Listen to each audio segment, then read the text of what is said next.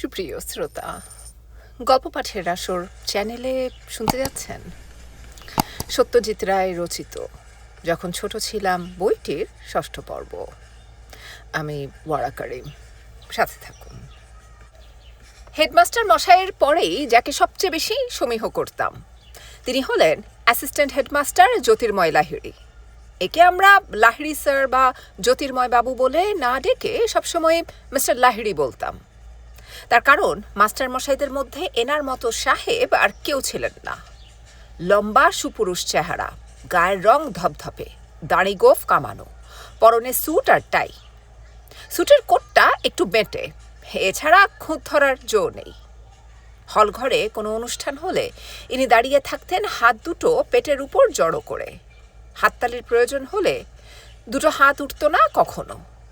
একটা হাত পেটের উপরেই থাকতো, অন্যটা তার পিঠে মৃদু মৃদু আঘাত করত। মিস্টার লাহিড়ীর ইংরেজি উচ্চারণ ছিল সাহেবের মতো। ওয়াল্টার স্কটের আইভানহো পড়ানোর সময় স্কটের ফরাসি নামগুলোর উচ্চারণ শুনে ভক্তি একেবারে সপ্তমে চড়ে গেল। ফ্রন ডি বুফের উচ্চারণ যে ফ্রদ বো হতে পারে এটা কে জানত? যোগেশবাবুর পরে ইনি হেডমাস্টার হয়েছিলেন, কিন্তু ততদিনে আমার স্কুলের পাঠ শেষ হয়ে গেছে। অন্য মাস্টার মশাইদের মধ্যে এক একজন এক একটি টাইপ। তখন ব্রিটিশ আমল, সরকারি স্কুলের নিয়ম অনুযায়ী হিন্দু মাস্টার মশাইদের সঙ্গে কিছু মুসলমান ও কিছু বাঙালি খ্রিস্টান থাকাটা স্বাভাবিক ছিল। মুসলমানদের মধ্যে ছিলেন আহমেদ স্যার, জসিমউদ্দিন আহমেদ, যিনি কোডাককে বলেছিলেন কোদক। এছাড়া আরও দুজন আমাদের পড়িয়ে গেছেন। তার মধ্যে একজন হলেন কবি গোলাম মোস্তফা। ইনি বছরখানেক আমাদের বাংলা পড়ালেন।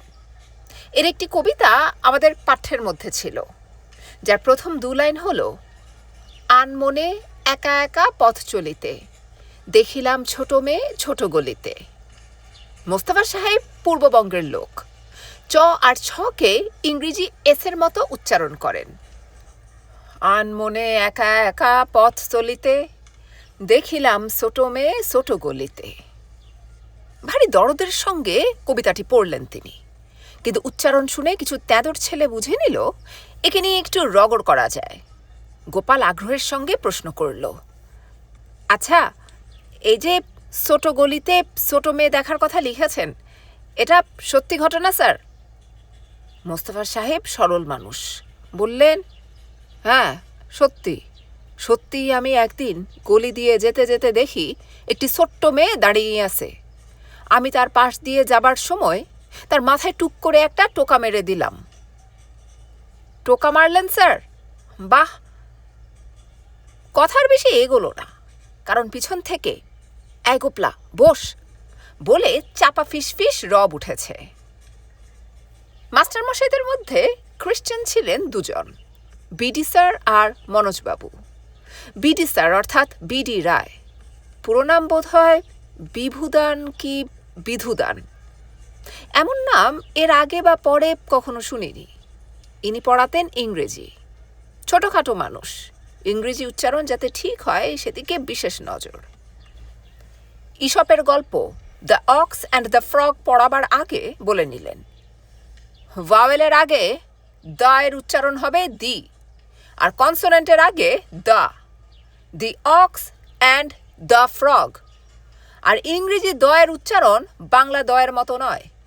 বাংলা দ বলবার সময় জিভ আর টাকরার মাঝখানে কোনো ফাঁক থাকে না, কিন্তু ইংরেজির সময় সামান্য ফাঁক থাকবে যাতে খানিকটা হাওয়া বেরোয়। আসলে ইংরেজি দ এর উচ্চারণ দ আর জ এর মাঝখানে। মনোজবাবুর এক ভাই পুলিশে কাজ করেন। তার বাসস্থান ছিল আমাদের স্কুলের লাগোয়া থানায়। এই পুলিশ ভাইয়ের 2 ছেলে সুকুমার ও শিশির পড়তো আমাদের ক্লাসে। এরা স্কুলে আসতো পাঁচিল টপকে। সুকুমার আমাদের ক্লাসের সেরা দৌড়বাজ, 2 বার পরপর 100 ইয়ার্স জিতেছে।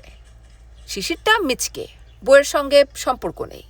কিল চর কানমলা তার দৈনিক বরাদ্দ, বিশেষ করে তার কাকার হাতে। মনোজবাবু পড়ানোর সময় চেয়ারে প্রায় বসেন না বললেই চলে। টেবিলে ঠেস দিয়ে মাটিতে দাঁড়িয়ে হাতে বই নিয়ে ক্লাস নেন। একটা অদ্ভুত মুদ্রাদোষ, মাঝে মাঝে ডান কাঁধটা ঝাঁকানি দিয়ে ওঠে আর ঘাড়টা ডাইনে হেলে পড়ে, যেন মাছি তাড়াচ্ছেন। আর প্রচণ্ড অন্যমনস্ক। কখন যে কিসের কথা ভাবেন সে এক রহস্য। তার উপর ঠোঁটের ডগায় লেগে আছে ভেরি গুড। একটু বাইরে যাব স্যার? Very good. আমরা চুপ। বাইরে যাওয়ার মধ্যে ভেরি গুডের কি আছে? পরক্ষণেই নিজের ভুল বুঝতে পেরে দাঁতে দাঁত চেপে বলেন, এই তো গেলি বাইরে, আবার কেন? হেড পণ্ডিত মশাই ভট্টাচার্য স্যারের কথা সবচেয়ে বেশি মনে পড়ে তার হাতের লেখার জন্য। ব্ল্যাকবোর্ডে এত সুন্দর বাংলা লেখা আর কেউ লিখতে পারে বলে মনে হয় না। সেকেন্ড পণ্ডিত মশাইকে কেন যে সবাই ভ্যান পণ্ডিত বলতো তার কারণ কোনোদিন জানতে পারিনি। নামকরণটা হয়ে গিয়েছিল আমি আসার আগেই। একেও কোনোদিন হাসতে দেখেছি বলে মনে পড়ে না। তবে গোমরা মেজাজ হওয়া সত্ত্বেও উনি ছাত্রদের সামলানোর ব্যাপারে তেমন দুরস্থ ছিলেন না। এনার একটা ধমক এখনো কানে লেগে রয়েছে।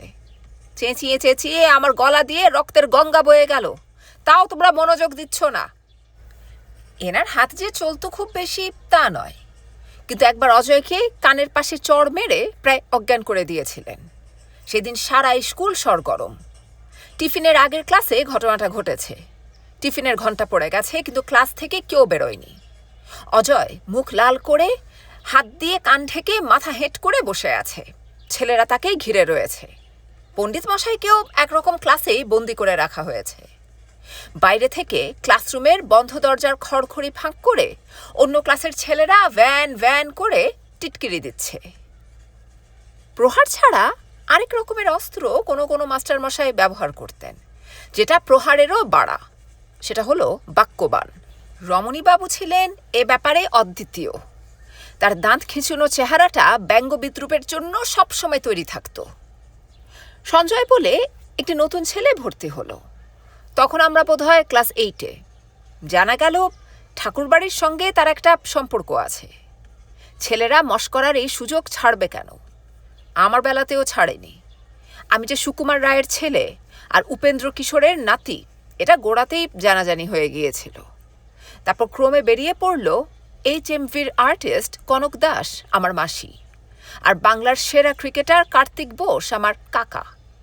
এর কয়েকদিন বাদে আমাকে শুনতে হলো, হ্যাঁ রে মানিক, অমল বলছিল পঞ্চম জর্জ নাকি তোর দাদু, সত্যি নাকি? সেরকম, রবিবাবু তোর কে হন রে, জ্যাঠামশাই? এ প্রশ্ন সঞ্জয়কে অনেকবার শুনতে হয়েছে। দোষের মধ্যে সঞ্জয়ের রংটা শুধু উগ্র রকম ফর্সা নয়, তার সঙ্গে বেশ খানিকটা গোলাপির ছোপ, যাকে বলে দুধে আলতা। তাছাড়া ঠাকুরবাড়ির মেধার অংশ যে তার ভাগে খুব বেশি পড়েনি সেটা কয়েকদিনের মধ্যেই বোঝা গেল। রমণীবাবু সেটা আঁচ করে নিয়ে তার দিকে ছাড়লেন বাক্যবাণ। এই যে মাকাল ফল, মাকাল ঠাকুর, তোমার কান দুটো আর একটু লাল করে দেব নাকি? এসো তো কাছে বাপু। রমণীবাবুর এই ছ্যাঁকা দেওয়া কথা সহ্য করার ক্ষমতা আমাদের কারুরই ছিল না। কিন্তু এমন মাস্টারমশাইও ছিলেন যাদের রাগ যাতে বেশি দূর এগোতে না পারে তার ব্যবস্থা করা ছাত্রদের অসাধ্য ছিল না। ব্রজেনবাবু ছিলেন আমাদের প্রিয় মাস্টারমশাইদের মধ্যে একজন। কড়া কথা তার মুখ দিয়ে খুব বেশি শোনা যায়নি। ছাত্রেরা বেশি গোলমাল করলে তিনি ভারী ব্যস্ত হয়ে বলতেন, she is talking, she is talking. তাতে সবসময় যে খুব কাজ হতো তা নয়। একবার এই অবস্থায় আর থাকতে না পেরে ব্রজেনবাবু একজন ছাত্রের দিকে চেয়ে হাঁকলেন, এই তুই উঠে আয় এখানে। শাস্তিটা কি হবে জানা নেই, হয়তো ক্লাসরুমের কোণে দাঁড়িয়ে থাকতে হবে। ছাত্রটি উঠে এগিয়ে যেতেই হঠাৎ অলোক তার জায়গা ছেড়ে উঠে গিয়ে ব্রজেনবাবুকে জড়িয়ে ধরল। স্যার, আজকের দিনটা ওকে মাপ করে দিন স্যার। ব্রজেনবাবুর রাগ তখনও পড়েনি, তবে তিনি এই অপ্রত্যাশিত বাধাতেই কিঞ্চিত অপ্রতিভ হয়ে বললেন, কেন আজকের দিনটা কেন? আজ মার্চেন্ট সেঞ্চুরি করেছে স্যার। এই ব্রজেনবাবুরই একদিন সরকারি ডাক পড়ল এক বিখ্যাত খুনের মামলার জুরি হবার জন্য। এটাকে সাড়া না দিয়ে উপায় নেই। ব্রজেনবাবুকে তাই মাঝে মাঝে স্কুল কামাই করে আদালতে হাজিরা দিতে হয়। পাঁকুড় হত্যার মামলায় তখন কলকাতা সরগরম। জমিদারি খুনে মামলা, সেই নিয়ে কত বই বেরোচ্ছে হপ্তায় হপ্তায়। রাস্তার মোড়ে মোড়ে বিক্রি হয় সেগুলো, আর লোকে হুমড়ি দিয়ে কিনে নিয়ে গোগ্রাসে গেলে। ব্রজেনবাবু কোর্টে হাজিরা দিয়ে পরদিন স্কুলে এলেই আমরা তাকে ছেঁকে ধরি। স্যার, মামলায় কি হয়েছে বলুন স্যার। পড়াশোনা শিখে ওঠে, কারণ ব্রজেনবাবুও যেন গল্প শোনাতে উৎসুক। টানা 1 ঘন্টা ধরে হাওড়া স্টেশনের ভিড়ের মধ্যে ইঞ্জেকশন দিয়ে শরীরে বিষ ঢুকিয়ে দেওয়ার লোমহর্ষক হত্যার গল্প আমরা শুনি। বালিগঞ্জ গভর্নমেন্ট স্কুলে তখনকার দিনে ছাত্রদের কোনো ইউনিফর্ম ছিল না। আমরা কেউ কেউ হাফ প্যান্ট পরে আসতাম, কেউ কেউ ধুতি। মুসলমান ছেলেদের পায়জামা পরেও আসতে দেখেছি মনে পড়ে। ধুতির সঙ্গে শার্ট পরাই ছিল রেওয়াজ। আর একটু লায়ক ছেলে হলে শার্টের পিছনের কলারটা তুলে দিত। স্পোর্টসম্যান হলে তো কথাই নেই। উঁচু ক্লাসের কেষ্টদা, জ্যোতিষদা, হিমাংশুদা এরা সকলেই খেলোয়াড় ছিলেন, আর সকলেই কলার তুলতেন। এর মধ্যে কেষ্টদার রীতিমতো দাড়ি গোফ গজিয়ে গিয়েছিল ম্যাট্রিক ক্লাসেই। দেখে মনে হতো বয়স অন্তত 19-20 তো হবেই। আমরা মাত্র 4 ক্লাস নিচে পড়েও অনেক বেশি ছেলে মানুষ। দাড়ি গোফের কোনো লক্ষণ তো নেই, অদূর ভবিষ্যতে হবে বলেও মনে হয় না। কলার তোলার যিনি রাজা, তিনি কিন্তু ছাত্র নন, তিনি শিক্ষক। ড্রিল স্যার সনৎবাবু। ইনি যখন এলেন তখন স্কুলে আমার 3 বছর হয়ে গেছে। চোখ ঢুলু ঢুলু, বায়োস্কোপের হিরো হিরো চেহারা, আর শার্টের কলার এত বড় আর ছড়ানো যে কাঁধ অবধি পৌঁছে যায়। তার উপর সেটা তুললে মনে হলো ড্রিল স্যার বুঝি ওড়ার জন্য তৈরি হচ্ছেন। এখন যেটাকে পিটি বলা হয়, তখন সেটাই ছিল ড্রিল। সপ্তাহে 2 কি 3টে দিন 1 ঘন্টা স্কুলের মাঠে কাটাতে হতো। ড্রিল স্যারের তখন মিলিটারি মেজাজ, নানা রকম কুচকাওয়াজের মধ্যে হাই জাম্পেরও ব্যবস্থা আছে। মাটি থেকে হাত ধুয়ে কুঁচুতে শুয়ে রাখা বাঁশ টপকে পেরোতে হবে। যে ইতস্তত করবে তারই প্রতি হুঙ্কার ছাড়বেন drill sir. I say jump! ভদ্রলোক জাম্প কথাটা জাম্প আর ঝাঁপের মাঝামাঝি করে নিয়েছেন হুকুমটা আরও জোরদার হবে বলে। এই জাম্পের হুকুম আমাকেও শুনতে হয়েছে, কারণ ছেলেবেলায় ডেঙ্গু নামে এক বিটকেল অসুখে আমার ডান পাটা কমজোর হয়ে যাবার ফলে আমি লম্ফ ঝাম্পে কোনোদিনই বিশেষ পারদর্শী হতে পারিনি। যে জিনিসটা ছেলে বয়স থেকে বেশ ভালোই পারতাম সেটা হলো ছবি আঁকা। সেই কারণে স্কুলে ঢোকার অল্প দিনের মধ্যেই আমি ড্রয়িং মাস্টার আশুবাবুর প্রিয় পাত্র হয়ে পড়েছিলাম। সত্যজিৎ, নামেও সত্যজিৎ, কাজেও সত্যজিৎ, কথাটা অনেকবার বলতে শুনেছি আশুবাবুকে। যদিও কাজেও সত্যজিৎ বলতে উনি কী বোঝাতে চাইতেন সেটা বুঝতে পারিনি। রোগা পটকা মানুষ, চোখা নাক, সরু গোঁফ, হাতের আঙুলগুলো সরু লম্বা, টাক মাথার পিছন দিকে তেলতেলে লম্বা চুল। গভর্নমেন্ট আর্ট স্কুল থেকে আঁকা শিখেছেন, তবে ইংরেজিটা আদৌ শেখা হয়নি। ছাত্ররা সবাই জানে সেটা, আর সেটা জানে বলেই ক্লাসে নোটিশ এলেই সবাই সমস্বরে চেঁচিয়ে ওঠে, স্যার নোটিশ! আশুবাবু দারোয়ানকে ঢুকতে দেখলেই একটা যে কোনো কাজ বেছে নিয়ে তাতে গভীরভাবে মনোনিবেশ করে বলেন, দিলীপ, নোটিশটা একটু পড়ে দাও তো বাবা। দিলীপ ক্লাসের মনিটর, সে নোটিশ পড়ে আশুবাবুর সমস্যা মিটিয়ে দেয়। একদিন আমার একটা ছবিতে আশুবাবু নম্বর দিলেন 10+F। সবাই ঝুঁকে পড়ে খাতা দেখে বলল, +F কেন স্যার? আশুবাবু গম্ভীরভাবে বললেন, F হলো ফার্স্ট। বাৎসরিক প্রাইজ ডিস্ট্রিবিউশনের কিছুদিন আগে থেকে আশুবাবুর ব্যস্ততা বেড়ে যেত। হল সাজানোর ভার তাঁর উপর। ছেলেদের আঁকা ছবির প্রদর্শনী হবে, সেটার দায়িত্ব তাঁর। প্রাইজের আগে বিবিধ অনুষ্ঠানের মধ্যে একটা মার্কা মারা আইটেম আছে, সেটাতেও আশুবাবুর অবদান আছে। আইটেমটাকে বলা হয় মিউজিক ড্রয়িং। এটা বোধহয় স্কুলের শুরু থেকেই চালু ছিল। স্টেজের উপর ব্ল্যাকবোর্ড আর রঙিন চক্খড়ি রাখা থাকবে। একজন ছাত্র একটি গান গাইবে, আর সেই সঙ্গে আরেকজন ছাত্র গানের সঙ্গে কথা মিলিয়ে ব্ল্যাকবোর্ডে ছবি আঁকবে। আমি থাকাকালীন প্রতিবারই একই গান গাওয়া হয়েছে। রবীন্দ্রনাথের অমল ধবল পালে লেগেছে মন্দ মধুর হাওয়া, দেখি নাই কভু দেখি নাই এমনও তরণী বাওয়া। শেষের 2 বছর বাদে প্রতিবারই একই আর্টিস্ট ছবি এঁকেছে, আমাদের চেয়ে 3 ক্লাস উপরে পড়ুয়া হরিপদদা। এটা বলতেই হবে যে হাত আর নার্ভ এই দুটো জিনিসের উপরেই আশ্চর্য দখল ছিল হরিপদদার। হল ভর্তি লোকের সামনে নার্ভাস না হয়ে শটান ব্ল্যাকবোর্ডে ছবি আঁকাটা চারটিখানি কথা নয়, কিন্তু হরিপদদা প্রতিবারই সে পরীক্ষায় চমৎকারভাবে উতরতেন। 1933-এ ম্যাট্রিক পাশ করে তিনি স্কুল থেকে বেরিয়ে গেলেন। এবার কে নেবে তার জায়গা? আশুবাবুর ইচ্ছে আমি নিই, কিন্তু আমি আদৌ রাজি নই। এর সহজ কারণ হচ্ছে আমার মতো স্টেজ ভীতি সচরাচর দেখা যায় না। কোনো বিষয়ে প্রাইজ পাচ্ছি শুনলে আমার গায়ে জ্বর আসে, কারণ অতগুলো লোকের সামনে আমার নাম ডাকা হবে, আমি জায়গা ছেড়ে উঠে গিয়ে হোমরা চোমরা কারুর হাত থেকে প্রাইজ নেব, তারপর আবার হেঁটে আমার জায়গায় ফিরে আসব। এটা আমার কাছে একটা আতঙ্কের ব্যাপার। কাজেই মিউজিক ড্রয়িংয়ের ভার শেষ পর্যন্ত পড়ল সুরঞ্জনের উপর। ছবি একই, নদীতে সাদা পালতোলা নৌকো, আকাশে থোকা থোকা সাদা মেঘ, মেঘের ফাঁক দিয়ে সূর্য অস্ত যাচ্ছে ওপারের গাছপালার পিছন দিয়ে। কিন্তু হরিপদদার পরিপাট্য আর হাতের জোর নেই। অনুষ্ঠানের সূচির মধ্যে আমি থাকার শেষ 3 বছর দুটি জিনিস কখনো বাদ পড়েনি। এক হলো মাস্টার ফুলুর তবলা, আরেক হলো জয়ন্তীর ম্যাজিক। ফুলু আমাদের চেয়ে ক্লাস 3 নিচে পড়ে, 7 বছর বয়স থেকে তবলা বাজায়, পরে আরেকটু বড় হয়ে আসরে টাসরেও বাজিয়েছিল। জয়ন্ত আমার চেয়ে 2 ক্লাস উপরে পড়ত, পরপর 2 বার ফেল করে আমাদের ক্লাসে এসে যায়।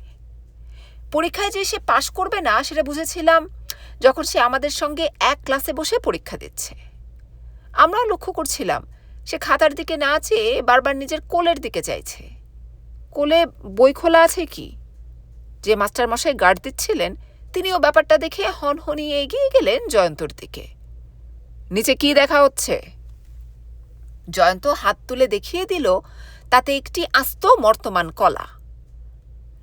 টিফিনে খাবো স্যার, তাই দেখে নিচ্ছিলাম ঠিক আছে কিনা। জয়ন্ত ম্যাজিক অভ্যাস করছে 10-11 বছর বয়স থেকে। স্টেজের ম্যাজিক ছাড়াও আরও ভেলকি জানে সে। আমাদের ক্লাসে আসার কয়েকদিনের মধ্যেই দেখি ক্লাসে বসে বসে পরিমল হঠাৎ অজ্ঞান হয়ে পড়েছে। কি ব্যাপার? না, জয়ন্ত কয়েক মিনিট ধরে পরিমলের গলার দুদিকের দুটো রগ টিপে ধরে বসেছিল। তার থেকেই এই কাণ্ড। জয়ন্ত বুঝিয়ে দিল যে ওই দুটো রগকে বলে ক্যারোটিড আর্টারিজ। ওগুলো টিপে রাখলে মস্তিষ্কে রক্ত চলাচল কমিয়ে দিয়ে মানুষকে অজ্ঞান করে দেয়। তবে রগ ছেড়ে দেবার কয়েক সেকেন্ডের মধ্যেই আবার রক্ত চলাচল শুরু হয়ে যায় আর জ্ঞান ফিরে আসে। হাত সাফাইয়ের ম্যাজিকে জয়ন্ত ছিল সিদ্ধহস্ত। তবে সে যে আরও অনেক বেশি অগ্রসর হচ্ছে সেটা জেনেছিলাম আমাদের এই ক্লাসের অসিতের জন্মদিনের নেমন্তন্নে। অসিত জয়ন্তকে ডেকেছিল ম্যাজিক দেখানোর জন্যই। খাওয়ার পর ম্যাজিক হবে। খাওয়ার মধ্যে কাচের জলের গেলাস হাতে নিয়ে জল খেয়ে হঠাৎ গেলাসটাকেই কড়মড়িয়ে চিবিয়ে খেতে আরম্ভ করে দিল জয়ন্ত। কাঁচ খাওয়া, পেরেক খাওয়া এসবই স্কুলে থাকতেই শিখেছিল সে। স্কুল ছাড়ার বছর 2-এর মধ্যেই শুনলাম অ্যাসিড খেয়ে ম্যাজিক দেখাতে গিয়ে জয়ন্ত মারা গেছে। আমাদের ক্লাসের ছেলেদের মধ্যে অনিলের কথাটা আলাদা করে বলা দরকার, কারণ তার মধ্যে কিছু বিশেষত্ব ছিল। অনিল খুব অল্প বয়সে বেশ কিছুদিন সুইজারল্যান্ডে ছিল একটি কঠিন ব্যারাম সারানোর জন্য। সেরে উঠে দেশে ফিরে 1933-এ ভর্তি হয় আমাদের ক্লাসে। তখন আমি ক্লাস 8-এ পড়ি। সঞ্জয়ের যেমন ঠাকুরবাড়ির সঙ্গে সম্পর্ক ছিল, অনিলেরও পূর্বপুরুষদের মধ্যে একজন বিখ্যাত বাঙালি ছিলেন। একবার বিটির এক ছাত্র আমাদের ক্লাস নিচ্ছেন। রোমান ইতিহাস পড়াতে গিয়ে এট্রুরিয়ার রাজা লর্ড পোর্সিনার নাম উল্লেখ করা মাত্র মিচকে ফররুখ বলে উঠেছে। কি বললেন স্যার? লর্ড সিনহা? পিছনেই বসেছিল অনিল। সে ফররুখের মাথায় এক গাঁটটা মারল, কারণ আর কিছুই না। এই লর্ড সত্যেন্দ্র প্রসন্ন সিংহ ছিলেন অনিলের দাদামশাই। অনিল নিজে ছাত্র ছিল খুব চতুর। বহুদিন বিদেশে থাকার জন্য বাংলায় খুব কাঁচা, কিন্তু পুষিয়ে নিত ইংরেজি আর অঙ্কে। বাবার একমাত্র ছেলে আর অবস্থাপন্ন ঘরের ছেলে বলে অনিলের ভাগ্যে কিছু জিনিস জুটে যায় যেটা আমরা কল্পনাই করতে পারি না। নেসলে কোম্পানি তখন তাদের 1 আনার চকলেটের প্যাকেটে এক ধরনের ছবি দিতে আরম্ভ করেছে। ছবিগুলো একটা সিরিজের অন্তর্গত, নাম wonders of the world. Nestle album বার করেছে, সেই অ্যালবামে ছবিগুলো সেটে রাখতে হয়। আমাদের সকলের মধ্যে কম্পিটিশন লেগে গেল কার অ্যালবাম আগে ভর্তি হয়। মুশকিল হচ্ছে কি, প্রত্যেক প্যাকেটেই যে নতুন ছবি পাওয়া যাবে এমন কোনো কথা নেই। অনিলের পয়সা আছে, সে একসঙ্গে 100 প্যাকেট চকলেট কিনে একদিনেই প্রায় অ্যালবাম ভর্তি করে ফেলল। ওর সঙ্গে কে পাল্লা দেবে? অবশ্যই যে ছবি একটার বেশি হয়ে যাচ্ছে সেগুলো সে অন্যদের বিলিয়ে দিল অকাতরে, কিন্তু নিজে কিনে পাবার মতো মজা কি তাতে আছে? আমরা ডেস্কের মাঝখানে বসানো নীল কালির দোয়াতের মধ্যে রেড ইঙ্ক আর রিলিফ নিব ডুবিয়ে লিখি, আর অনিল লেখে পার্কার ফাউন্টেন পেনে। আমরা 5 টাকার বক্স ক্যামেরায় ছবি তুলি। অনিল হঠাৎ একদিন একটা 500 টাকার জার্মান লাইকা ক্যামেরা নিয়ে এলো, সঙ্গে সাউথ ক্লাবের টেনিস টুর্নামেন্টের এনলার্জ করা ছবি। কলকাতায় যখন প্রথম ইয়ো ইয়ো বেরোলো, অনিল একসঙ্গে গোটা অ্যাস্টেক কিনে নিয়ে এলো স্কুলে। তারপর অবশ্য অনেকেই কিনলো এই মজার খেলার জিনিসটা। একদিন তো দেখি অনিল 1 জোড়া রোলার স্কেটস কিনে নিয়ে এসেছে। টিফিনের ঘন্টা পড়তেই ক্লাস থেকে বেরিয়ে এসে চাকা লাগানো জুতো পরে বারান্দার এ মাথা ও মাথা গড়িয়ে বেড়াতে লাগলো। টিফিনের 1 ঘন্টার মধ্যে খাওয়া আর খেলা দুটোই চলত। অনেক ছেলে বাড়ি থেকে টিফিন বাক্সে খাবার নিয়ে আসতো। আমরা খেতাম 1 পয়সায় একটা করে আলুর দম। শালপাতার ঠোঙায় বিক্রি হতো এই আলু, সঙ্গে একটি কাঠি। সেই কাঠিতে আলুটা বিধিয়ে মুখে পুরে দিতে হতো। একদিন টিফিনের সময় দেখি অদ্ভুত এক নতুন খাবারের আমদানি হয়েছে। কাগজে মোড়া মাখনের প্যাকেটের মতো দেখতে আইসক্রিম, নাম হ্যাপি বয়, বাঙালি কোম্পানি। রাস্তায় ফেরি করা আইসক্রিম সেই প্রথম। কিছুদিনের মধ্যেই শহরের সর্বত্র দেখা যেতে লাগলো হ্যাপি বয় আইসক্রিমের ঠেলাগাড়ি। হ্যাপি বয় উঠে যাবার পর এলো ম্যাগনোলিয়া, আর তারও অনেক পরে কোয়ালিটি ফেরেনি। টিফিন টাইমের খেলার মধ্যে গুলি ডাঙ্গুলি ছাড়া যেটা বিশেষভাবে চালু ছিল সেটা হলো লাট্টু। যোগুবাবুর বাজারের কাছে মিত্র মুখার্জির দোকানের সিঁড়িতে বিকেলে দোকান পেতে বসতেন কলকাতার সেরা লাট্টু বানানেওয়ালা গুপিবাবু। লাট্টু যে কত ভালো ঘুরতে পারে সেটা গুপিবাবুর লাট্টুর ঘূর্ণি যে দেখেনি সে জানতে পারে না। সেই লাট্টু গচ্চা মেরে অন্যের লাট্টু ফাটিয়ে দেবার খেলা চলতো টিফিনে। তাছাড়া হাত লেত্তি, উড়ন লেত্তি, ঘুরন্ত লাট্টুকে হাত থেকে লেত্তিতে ঢেলে নিয়ে আবার হাতে তুলে নেওয়া, এসব তো আছেই। একবার গচ্চা লাট্টুর গায়ে না লেগে লাগলো অমলের পায়ে, আর পায়ের পাতা থেকে তৎক্ষণাৎ গলগলিয়ে রক্ত। খেলতে গিয়ে এই ধরনের বিপত্তি আরও হয়েছে, যেমন হলো অ্যানুয়াল স্পোর্টসে সুশান্তর। আমাদেরই ক্লাসের ছেলে, স্পোর্টস আর পড়াশোনা দুটোতেই ভালো। স্পোর্টসে একটা আইটেম ছিল ব্লাইন্ড ফোল্ড রেস। মাঠের এক কোণ থেকে আরেক কোণে 100 গজ দৌড়ে আসতে হতো চোখ বাঁধা অবস্থায়। রেস শুরু হলো। সুশান্ত যে লাইন রাখতে পারেনি, মাঝপথে বাঁয়ে সরে এসেছে, সেটা দেখতেই পাচ্ছি। কে একজন তার নাম ধরে চেঁচিয়ে উঠল তাকে সাবধান করে দেবার জন্য। সুশান্ত ভড়কে গিয়ে 1 মুহূর্তের জন্য থেমে পর মুহূর্তেই দেরি হয়ে যাচ্ছে ভেবে প্রচণ্ড বেগে দৌড়ে গিয়ে ফিনিশিং পোস্ট থেকে প্রায় 50 হাত বাঁয়ে চোখ বাঁধা অবস্থায় সোজা ধাক্কা খেল স্কুল কম্পাউন্ডের দেয়ালে। সেই দৃশ্য আর ধাক্কার সেই শব্দের কথা ভাবলে এখনো গা শিউরে ওঠে। তার পরের বছর থেকে অবশ্যই ব্লাইন্ড ফোল্ড রেস ব্যাপারটাই উঠে যায়।